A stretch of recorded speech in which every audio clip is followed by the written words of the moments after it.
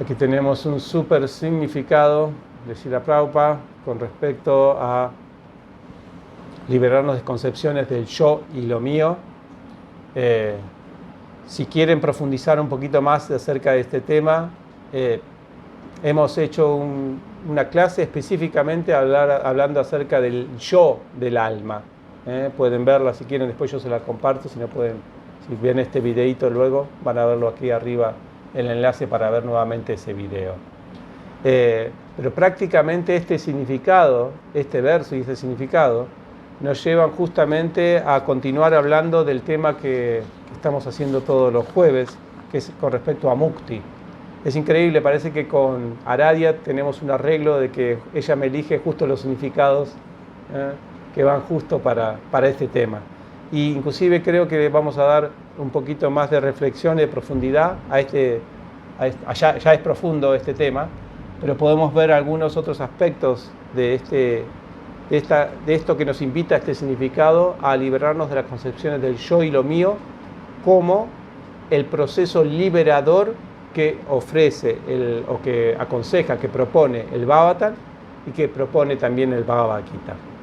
Entonces, nosotros ya hemos hablado en las anteriores clases acerca de Mukti, acerca de liberación, y vimos solamente la parte en la que liberación como la liberación negativa, el liberarnos de cosas indeseables que no nos gustan en la vida, y liberación positiva en el sentido de tener experiencias buenas en esta vida y que por eso queremos la liberación.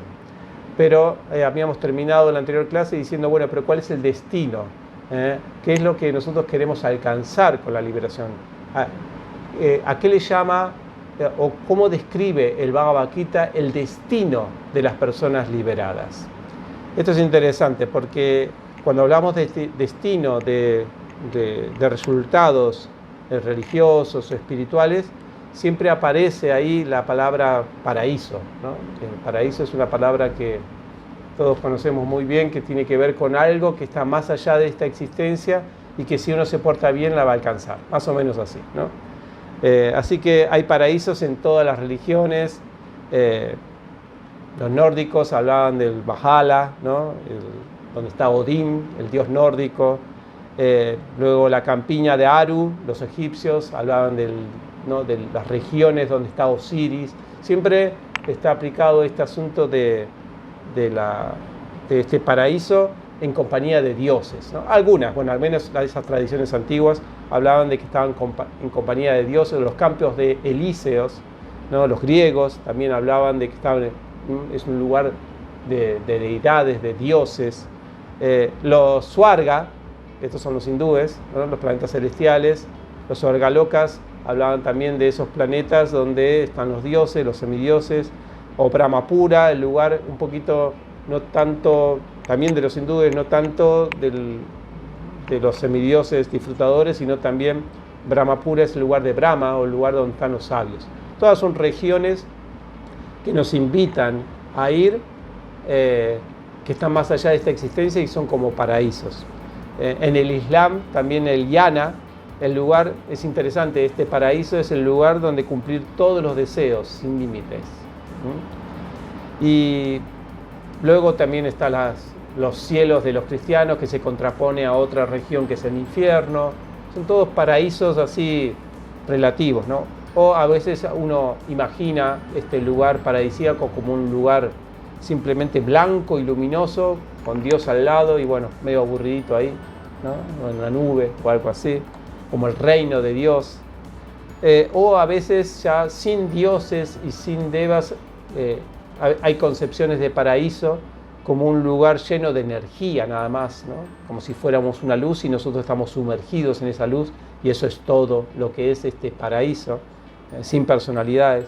O otros directamente aceptan de que es la nada misma, el nirvana es la nada, o sea, no hay nada.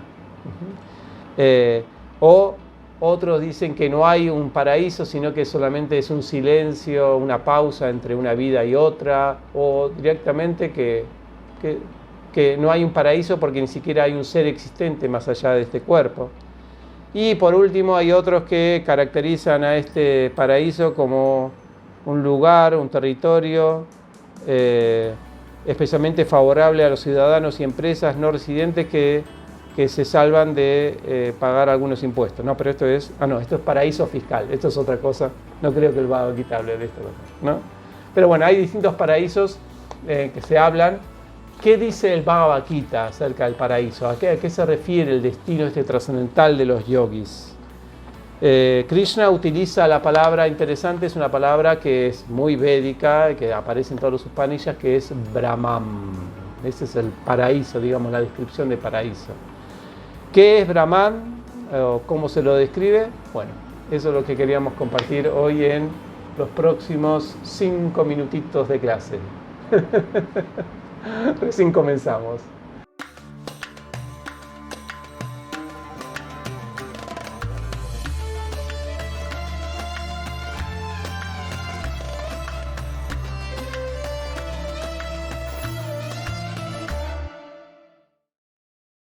Entonces, hay diferentes definiciones de Brahman en el Bhagavad Gita. Krishna, vieron que es una palabra medio ambigua, medio vaga, no, ambigua, mejor dicho. Que ambigua significa que a veces tiene diferentes, se lo puede entender por diferentes significados. El Bhagavad Gita sí va a hablar, a veces habla de Brahman como la totalidad de la materia. Habla de Brahman, habla de las escrituras como Brahman, habla del símbolo Om o del mantra Om como Brahman también, pero mayormente, estas son algunas excepciones, mayormente va a hablar de Brahman, el Bhagavad Gita, o va a definir Brahman como una existencia pura y eterna que se comparte con Dios y las almas. Una existencia donde nosotros compartimos con Dios y las almas. Más o menos sí, es la idea de paraíso, ¿no? Eso es lo que define como Brahman. Ahora, el detalle de lo que significa Brahman es interesante porque en el Bhagavad Gita se lo define. Se define varias veces qué es esto, ¿no? Vamos a ver también muchas citas del Bhagavad Gita donde a Brahman, no solamente, o esa existencia eterna con Dios y las almas, no solamente se lo define como un destino espiritual, sino también como un estado espiritual de existencia. Esto es interesante porque si Brahman no es solamente un destino, sino que también es un estado que podamos tener en esta vida, significa que esa experiencia está más allá de tiempo y espacio. A veces nosotros decimos cuando volvamos al mundo espiritual, ¿no? Cuando salgamos de este mundo material, esos verbos volver y salir están obviamente relacionados con una concepción espacio-tiempo. Es decir, cuando, en algún momento, significa que van a pasar algunos años hasta que lo hagamos, y espacio, volvamos, recorramos, salgamos, que son verbos que tienen que ver con una dimensión donde hay espacio. Pero como el Bhagavad Gita también define el Brahman como un estado de existencia, entonces podemos ver que no depende ni del tiempo, no depende de cuánto tiempo pase, o sea, me tengo que morir para ir a Brahman, ¿no? Ahí es un tiempo. O dónde tengo que viajar para experimentar Brahman. Todo esto no cabe en el Bhagavad Gita porque, a pesar de que es un destino también, no depende del tiempo y el espacio para que se concrete ese destino, sino que también es un estado de existencia. Entonces, generalmente cuando muchos, o sea, por milenios, o por el último milenio más que todo, o un milenio y medio, varios estudiosos, especialmente filósofos o teólogos de India, renombrados, han tratado de entender qué significa Brahman o qué implica Brahman en el Bhagavad Gita. O en los Upanishads, porque es una palabra que se utiliza mucho en los Upanishads. Esa presentación que nos presenta los Upanishads de Brahman es como un destino que antes no se nombraba. Por ejemplo, en los Vedas, nosotros tenemos que los Upanishads es como la última parte, la parte más esotérica. Pero antes de eso no se nombraba mucho Brahman, sino que se nombraba más bien planetas celestiales. Esos planetas que estuvimos hablando antes, prácticamente de esas tradiciones de Medio Oriente, egipcios o los campos elíseos, todo eso son como destinos que en las partes inferiores de los Vedas, ¿no? Se describen como planetas celestiales. Pero la palabra Brahman ya implica otra cosa, no implica solamente estos campos elíseos o esos campos de felicidad donde uno se encuentra con sus familiares, o donde uno disfruta con otros dioses o algo así, donde se cumplen todos los deseos, como por ejemplo el Jnana, que es el paraíso del Islam. No, Brahman ya es otra terminología que nos invita a reflexionar más profundamente sobre esa naturaleza. Los Upanishads nos permiten reflexionar, pero cuando los filósofos o teólogos empiezan inclusive los académicos de los últimos cientos de años, empiezan a analizar esa palabra, Brahman, muchas veces, mayormente, podríamos decir, la conclusión es que este Brahman es una energía impersonal. Llegan a esa conclusión. Esto es debido, un poco la culpa lo tienen los Upanishads, también podemos decir, porque no son muy claros, no son muy difusos a la hora de expresar, a no ser el Sri Upanishad, que en un verso dice directamente: oh Señor, por favor, saca tu Brahman, tu energía impersonal, tu luz, que no me permite verte personalmente. Todos los otros Upanishads son medios así, que les gusta la cosa esotérica, New Age, y deja todo en nebulosa, ¿no? Ese asunto de Brahman como que es. Sí se sabe, sí se entiende que es un estado de conciencia y que es eterno, eso sí se sabe. Pero después los detalles, creo que el Bhagavad Gita nos va a dar más respuesta que los Upanishads. Krishna da muchas descripciones de este Brahman y ciertamente va a concluir que sí es un estado personal. Es un estado de que uno no pierde su personalidad. Generalmente, y esto es lo que nos atañe a este significado de hoy, generalmente cuando se analiza el Brahman, se parte del asunto de que sí, ya el yo y lo mío, vieron que hablamos de este significado del yo y mío, lo mío es como pensar que la materia soy yo. Entonces, llegar a Brahman significa no, ya la materia no soy yo. Este mundo no tiene que ver conmigo, no me pertenece. Entonces, la siguiente conclusión es que yo soy Brahman. Al decir yo soy Brahman, sigue el concepto de yo. Es decir, vamos a hacer, esta es la analogía que usan las personas que entienden mal el Brahman. Es como, por ejemplo, este vaso es nuestro cuerpo, ¿no? Entonces, pensar que el aire que está acá adentro, que el vaso pertenece al aire que está acá adentro, es ridículo. Porque si yo hago esto, ¿dónde está el aire? El aire que está dentro del vaso, de pronto es todo esto. O sea que el aire que está dentro del vaso, el concepto que tenía de mío o de yo limitado a este vaso, era falso, porque el yo de ese aire que estaba dentro del vaso, en realidad es todo esto, ¿no? Esa es la analogía que usan perversamente, le digo, esa no es la analogía del Bhagavad Gita. Otra analogía que usan es la de la gotita de agua dentro del océano. Entonces uno dice, ahí está la gotita, sí, la veo, la gotita, sí, la gotita. Pero cuando está dentro del océano, ¿dónde está la gotita? Nunca existió esa gotita porque está dentro de un océano. Son analogías que nos invitan a la homogeneización, no sé, a volvernos homogéneos, mejor dicho, porque la palabra es difícil, a volvernos homogéneos con esa energía Brahman. Pero el Gita no va a hablar de homogeneización, no sé si la vi en la palabra, no me sale, sino que va a hablar de justamente volver el yo no se vuelve el todo yo, sino que se vuelve el parte del yo. Por eso se utiliza más la analogía de esta luz que tenemos acá, ¿no? Como vemos aquí, miren, cada vez es más fuerte la luz, ¿no? Ahí la ven, la luz es más fuerte o más débil. Entonces tenemos que hay una luz más concentrada que otra, pero no existen diferentes luces, o sea que no hay dualidad, es verdad, ¿no? Pero sí hay diferencia. Entonces nosotros siempre se utiliza la analogía de la partícula de la luz y la luz concentrada. Nosotros somos dependientes de esa luz concentrada, pero no somos la luz concentrada. Y las luces disfrutan, la luz, la luminosidad, disfruta de la fuente de su luz. Disfruta, depende, su existencia es a partir de eso.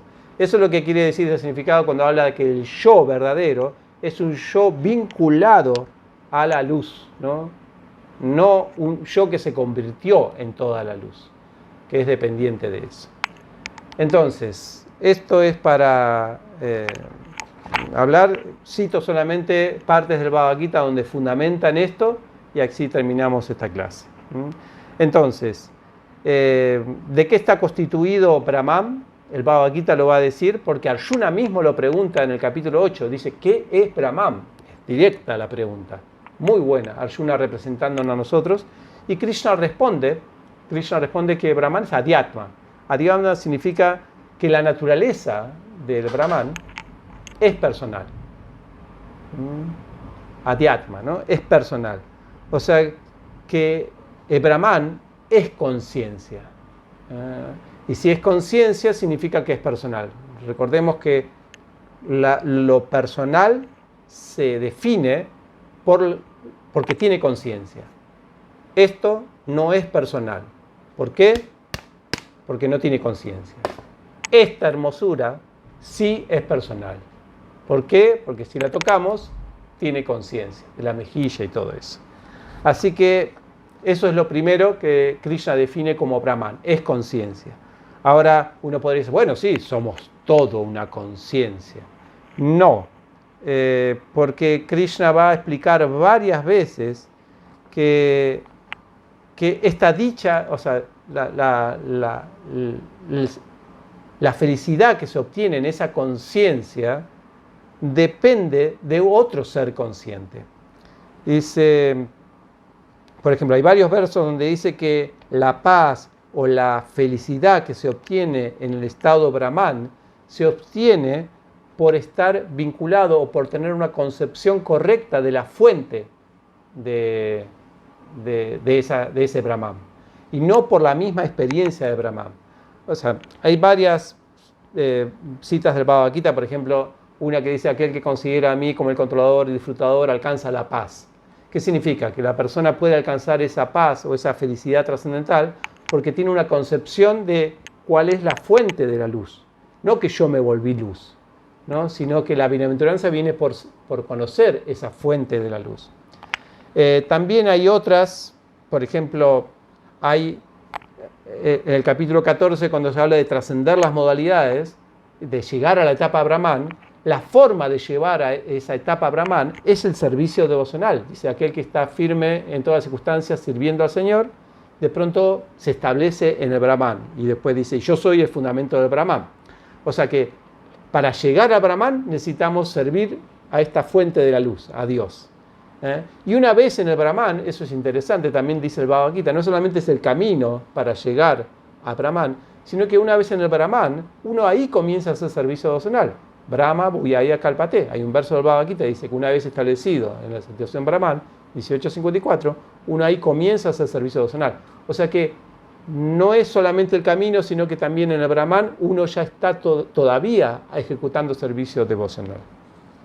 Entonces, estas son las muchas consideraciones que da el Bhagavad Gita acerca de esta experiencia Brahman y cómo realmente es una experiencia personal, es una experiencia de dicha interior, de luz interior, de paz absoluta, de mente calmada y pasión sosegada. Esa es la experiencia personal que dice el Bhagavad Gita que se obtiene en Brahman. Y si hay dicha ilimitada, si hay felicidad, significa que hay un ser consciente que la está experimentando. Y si hay un ser consciente que la está experimentando, significa que hay un objeto que nos está produciendo esa felicidad. Siempre que hay un conocedor, hay un conocido. Siempre que hay una luz, hay una fuente de la luz. También se dice en la experiencia de Brahman que uno empieza a ver a Dios en todo. No es que uno se vea a sí mismo en todo, sino que ve a Dios en todo. Y alcanza también devoción por Krishna. Y en el plano interpersonal también uno ve la divinidad en todos. No es que uno se ve y dice, ay, ahí estoy yo. Te veo a vos y me veo a mí. No, ves a otros y lo que ves es a Dios. Esa es la experiencia, al menos, que dice el Bhagavad Gita, que se obtiene en Brahman. Y esto de alguna manera refuta esa idea de que cuando se alcanza Brahman, nosotros alcanzamos el plano del yo puro y nos volvemos uno con todo ese yo. Bien, eso quería compartirles. Discúlpenme, extendí un poquito porque quería solamente cerrar este tema y cómo el Bhagavad Gita fundamenta esta experiencia Brahman.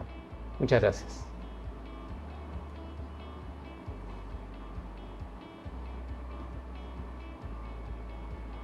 Sí, el asunto es que algunos se dan cuenta y otros no. Es como estar en una fiesta. Vos estás en una fiesta, están todos bailando, pero vos te vas a dormir al dormitorio. Entonces vos estás durmiendo, eso es las personas que se creen que son uno. Vos estás durmiendo y disfrutando de la atmósfera de la fiesta, pero estás en tu mundo, sin relaciones. Pero eso no significa que la fiesta no esté, sino que las personas que están fundidas en el Brahman no se dan cuenta. Prefieren dormirse en la fiesta. Los Bhakti Yogis no, quieren la fiesta. Y ya sabemos que les gusta mucho la fiesta. Si te gustó este video, por favor, suscríbete a este canal, o compartí el video, o comentalo. Ayudarnos a difundirlos. Podés unirte también a nuestro Patreon, donde podés recibir regalos exclusivos, materiales, videos, cursos que impartimos en nuestro campo. Nos vemos pronto, muchas gracias, un abrazo, hasta luego.